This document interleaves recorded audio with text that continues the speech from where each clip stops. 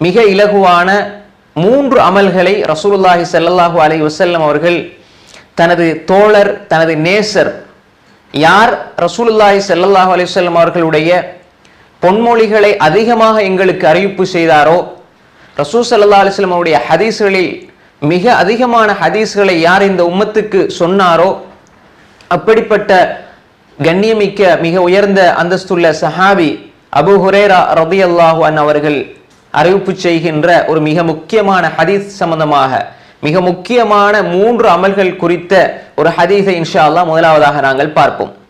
Abu Hurairah ரலியல்லாஹு அன்ஹு அவர்கள் அறிவிப்பு செய்கிறார்கள். இமாமுனா புகாரி ரஹிமஹுல்லாஹ் அவர்கள் சஹீஹுல் புகாரியினுடைய 1178வது செய்தியாக பதிவு செய்திருக்கிறார்கள்.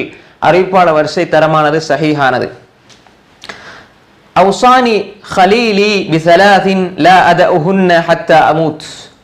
அபூ ஹுரைரா ரலியல்லாஹு அன்ஹு அவர்கள் சொல்லுகின்றார்கள், அவுசானி ஹலீலி, என்னுடைய நேசர், என்னுடைய அன்பர் முஹம்மது ஸல்லல்லாஹு அலைஹி வஆலிஹி வஸல்லம் அவர்கள் எனக்கு வசியத்து செய்தார்கள். 3 விடயங்களை கொண்டு வசியத் செய்தார்கள். அதை நான் என்னுடைய மௌத்து வரை நான் விடமாட்டேன், விடவில்லை. 2 மாதிரி நம்ம சொல்லலாம். இது கடைசி கட்டத்தில் சொல்லியிருந்தால் அந்த ஹதீஸை நான் விடவில்லை, அந்த அளவு காலம் தூரம் கால அளவுக்கு நான் விடவில்லை, நான் இதை கண்டினியூவா தொடர்ச்சியாக செஞ்சு வந்தேன் என்று நாம் பொருள் கொள்ளலாம். அதே போன்று அந்த குறித்த நேரத்தில் சொல்லியிருந்தால் நான் இதை மௌத்து வரை விடமாட்டேன் என்று அவர்கள் சொல்லியிருக்கிறார்கள். இதற்கு 2 விதமாகவும் கருத்தை நாங்கள் பார்க்கலாம். அப்ப நான் இதை மௌத்து வரை நான் விடமாட்டேன், விடவில்லை. அப்படிப்பட்ட 3 அம்சங்கள், மிக முக்கியமான 3 அம்சங்கள்.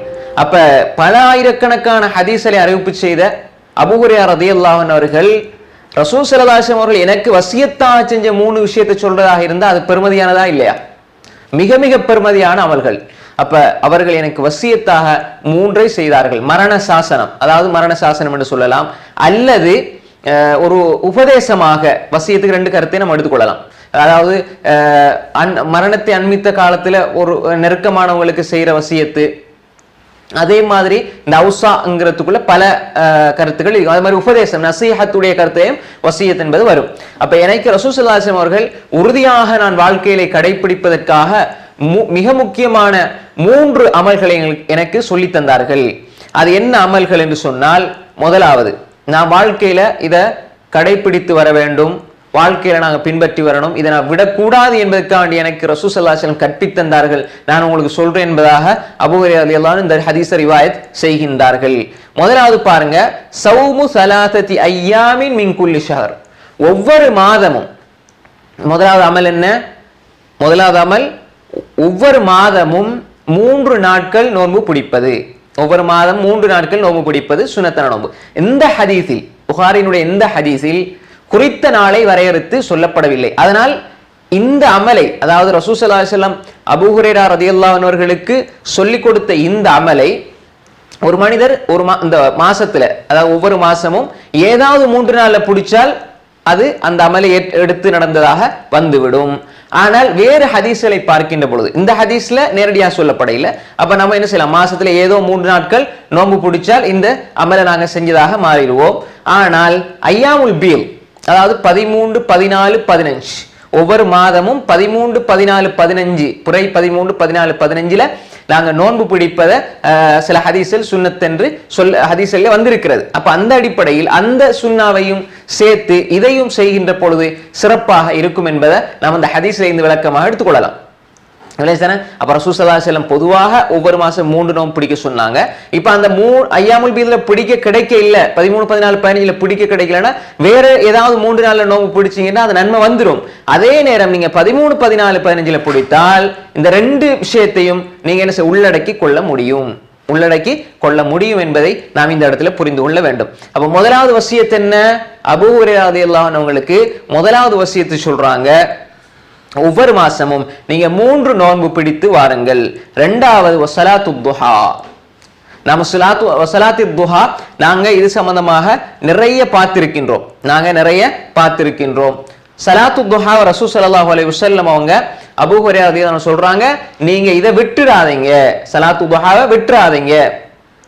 அப்ப ஸலாத்து துஹாவை நாங்க என்ன செய்யணும்? தொழுது வர வேண்டும். அது எப்படி தொழுகிறது? அதனுடைய சிறப்பு என்ன? அது 2 ரக்காத் தொழலாம், 4 ரக்காத் தொழலாம், 4 ரக்காத்துக்கு சிறப்பு இருக்குது, 2 ரக்காத் தொழுது அதற்குரிய சிறப்பு இருக்குது. அது மாதிரி ஒருவர் வந்து 8 ரக்காத் தொழலாம். அதே மாதிரி இன்னும் சில அறிஞர்கள் 4 ரக்காத் அதுக்கு மேல ரசூல் ஸல்லல்லாஹு அலைஹி வஸல்லம் விரும்பின மாதிரி தொழுது இருக்கிறாங்க ஹதீஸையும் சொல்றாங்க. அதனால நம்ம 4ம் தொழலாம், 8ம் தொழலாம். சில அறிஞர்கள் சொல்லுகின்ற பொழுது ஹதீஸில் வச்சு பார்க்கின்ற பொழுது அது எவ்வளவு எண்ணிக்கை சொல்ல முடியாது, வேண்டிய அளவு தொழுது கொள்ளலாம் என்ற கருத்திலையும் சில அறிஞர்கள் ஹதீஸை வைத்து சொல்கின்றார்கள். அப்ப நாம் குறைந்தது தொடர்ச்சியாக செய்யணும். அதாவது 2 தொடர்ச்சியா செய்யணும். ஸலாத்துல் துஹாவுல நீங்க 2 தொழுதாலும் ஓகே, 4 தொழுதாலும் ஓகே, 2 சலாம் கொடுத்து நம்ம தொழணும். அப்ப 2 4 தொடர்ச்சியா நம்ம தொழுது வர வேண்டும். 4 தொழுது அதுக்குரிய சிறப்பு நாங்க ஏற்கனவே ஹதீஸ்ல தெளிவாக பார்த்து விட்டோம். அதே மாதிரி இந்த 2 உடைய சிறப்பும் நாங்க பார்த்தோம், அதுக்குரிய சிறப்பும் நாங்க இதுக்கு முன்னாடி ஹதீஸ்ல பார்த்தோம். இந்த இடத்துல பொதுவாக துஹா என்று வருகின்ற பொழுது, இந்த துஹாவுடைய தொழுகையை தொழுகின்ற பொழுது நாம் 2 ரக்காத் தொழுதால் அதற்குரிய அந்த சிறப்பும் கிடைக்கும். ரசூல் ஸல்லல்லாஹு அலைஹி வஸல்லம் எங்களுக்கு வசியத்தாக அபூ ஹுரைரா ரலியல்லாஹு அன்ஹு அவர்கள் மூலமாக சொல்லி தந்த அந்த அமலை செய்த நன்மையும் நிச்சயமாக எங்களுக்கு கிடைக்கும். அப்ப நாங்க சொல்லுவோம் ஒரு அமல் தான், ஆனா பல பக்கத்தில இருந்து நமக்கு இன்ஷா அல்லாஹ் கூலிகள் வரக்கூடியதாக இருக்கும். ஹைர், ஸலாத்துல் துஹா இது நம்ம ஏற்கனவே சொன்னதுதான், இந்த இடத்துல ஞாபகப்படுத்திட்டு போறேன். அதாவது சூரியன் உதயமாகி ஒரு 20 நிமிஷத்துக்கு பின்னாடி இருந்து துஹருக்கு ஒரு 5-10 நிமிஷத்துக்கு முன்னாடி வரைக்கும் அந்த நேரம் இடைப்பட்ட நேரத்தில் நம்ம தொழுது கொள்ளலாம். அதுக்குண்டு குறிப்பிட்ட ஓதல்கள் கிடையாது. நம்ம வேண்டிய சூறாக்களை ஓதி 2 ரக்காத்தா நம்ம 2 4 6 8 என்ன செய்யலாம், தொழுது கொள்ளலாம். அதுக்கு மேல அதிகமாகவும் தொழுது கொள்ளலாம் என்ற கருத்தும் உண்டு என்பதை இந்த இடத்துல ஞாபகப்படுத்திக் கொள்கின்றேன். 3வது வனவுமின் அலா வித்ர். 3வது ரசூல் ஸல்லல்லாஹு அலைஹி சொன்னாங்க. ரசூல் ஸல்லல்லாஹு அலைஹி உடைய வசியத்துல 3 விஷயங்களை உள்ளடக்குனாங்க. 3வது என்ன சொன்னாங்கன்னா, நீங்க வித்ர் தொழுது விட்டு உறங்குங்கள். அதாவது வித்ர் தொழுகையை தொழுதுருங்க. இந்த ஹதீஸ்ல இந்த அர்த்தம் என்னன்னா, நீங்க வித்ர தூங்குறதுக்கு முன்னால வித்ர தொழுதுருங்க என்று அவர்கள் நேரடியாக சொன்ன மாதிரி தான் இந்த ஹதீஸ் எங்களுக்கு சொல்லுது. ஆனால் உண்மையிலேயே ஒரு மனிதருக்கு தூங்குனா எனக்கு எழும்புற சந்தேகம்டா அவர் வந்து வித்திர தொழுது தூங்குறது தான் சிறப்பானது. அதே நேரம் ஒருவர் வந்து அதாவது வித்திர வந்து என்னன்னா தூங்கி போட்டு திரும்ப தொழுது போட்டு வித்திர தொழுது போட்டு அவர் தூங்குறாரு.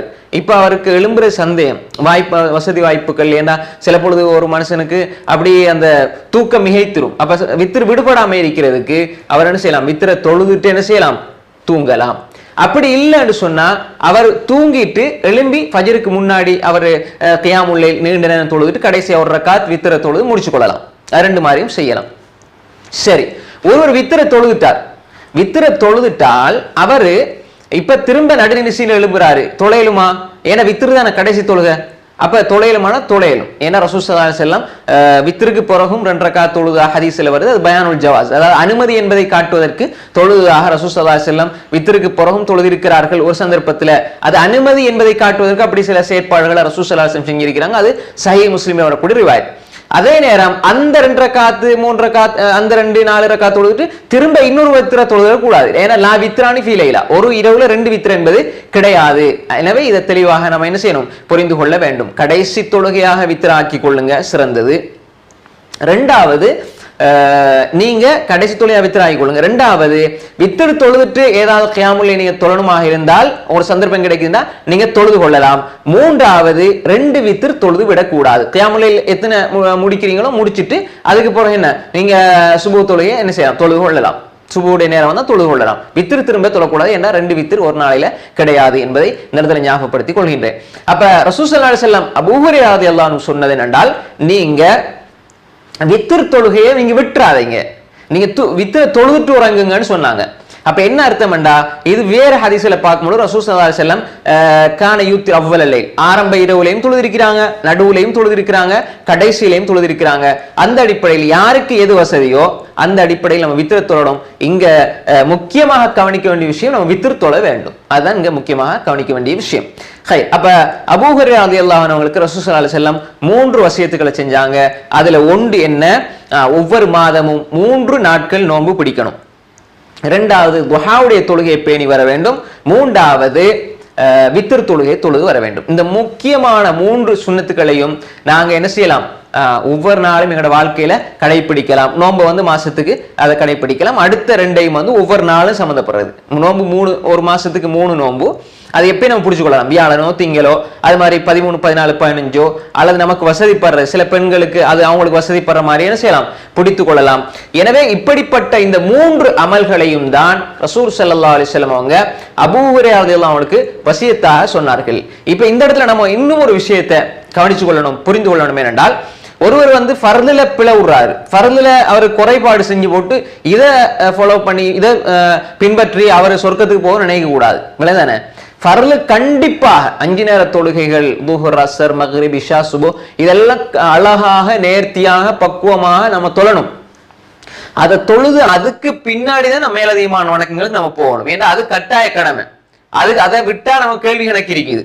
அதை விட்டா நம்ம அல்லாஹ் குற்றம் பிடிப்பான். ஆனா இதுல சுன்னத்தான விஷயங்களை நாங்க செய்ய எங்களோட தரஜா அந்தஸ்து கூடுமே தவிர நாங்க இதை செய்வதன் மூலம் இதை செய்யாம விட்டு அல்லாஹ் கேள்வி எனக்கு கேட்க மாட்டேன் என்பதை ஞாபகத்தில் வச்சுக்கணும். நான் இந்த இடத்துல ஃபர்ல முக்கியத்துவப்படுத்துற காரணம் என்னன்னா, நிறைய பேர் என்ன செய்வாங்கன்னா, இரவு முழுக்க தொழுது போட்டு சுபுஹ் தொழுதாம தூங்குறவங்களும் இருக்கிறாங்க. அப்ப இரவு முழுக்க தொழுவதை விட சுபுஹ் தொழுவதே சிறந்தது. ஏனென்றா சுபுஹ் தான் ஃபர்து, கட்டாய கடமை. அதுக்கு நம்ம அல்லாஹ் பதில் சொல்லி ஆகணும். அல்லாஹ் ஒரு சந்தர்ப்பத்தில் கேட்க மாட்டான், நீ கியாமுல் லைல் இரவு முழுக்க தொலைலன்னு அல்லாஹ் கேட்க மாட்டான். ஆனா நிச்சயமாக கேட்பான். சுபுஹ் தொலைலன்னு அல்லாஹ் நிச்சயமா கேட்பான். அப்ப எனவே இந்த விஷயத்தை நம்ம புரிஞ்சு வரணும். நாங்க எப்பயுமே மாஷா அல்லாஹ் ஃபர்ல நிறைவேற்றி போட்டு சுன்னத்துக்கு நமக்கு சம்மந்தமே இல்லை அப்படின்னு ஒரு முஸ்லிம், ஒரு மோமின் இருக்க மாட்டான். மோமின் என்ன செய்வான்னா, நன்மையை தேடி தேடி தேடி போவான். அப்ப நாங்க என்ன செய்யணும்டா, 5 நேர தொழுகையை தொழுது போட்டு அதே மாதிரி நாங்க 12 ரக்காத் முன்பின் சுன்னத்துகள் தொழுவது மூலமாக எங்களுக்கு சொர்க்கத்துல ஒரு மாளிகை கிடைக்கும். அதே மாதிரி வந்து துஹாவுடைய தொழுகை, துஹருடைய முன் சுன்னத் தொழுகை, இப்படி நிறைய அமல்கள் குறித்து நாங்க இதுக்கு முன்னாடி வகுப்புகள் எல்லாம் நம்ம பார்த்தோம். அந்த அடிப்படையில் இந்த 3 வசியத்துகளையும் நாங்க என்ன செய்யணும், ரசூல் ஸல்லல்லாஹு அலைஹி வஸல்லம் அபூ ஹுரைரா ரலியல்லாஹு அன்ஹு சொல்லி இருக்கிறாங்க. இவ்வளோ ஹதீஸ் அறிவிச்ச அபூ ஹுரைரா ரலியல்லாஹு அன்ஹு இதைத்தான் வசியத்தாக அப்படியே அவங்க உணர்ந்து எங்களுக்கு சொல்றாங்கன்னா அது எவ்வளவு பெருமதியானது, எங்களோட வாழ்க்கையில நாங்க எவ்வளவு அதை பின்பற்றணும் என்பதை நம்ம அந்த ஹதீஸ்ல இருந்து புரிந்து கொள்ள முடியும். இது சஹீஹுல் புகாரியினுடைய 1178வது செய்தியாக பதிவு செய்யப்பட்டிருக்கிறது. அதை நீங்க எடுத்து பார்த்துக் கொள்ளலாம்.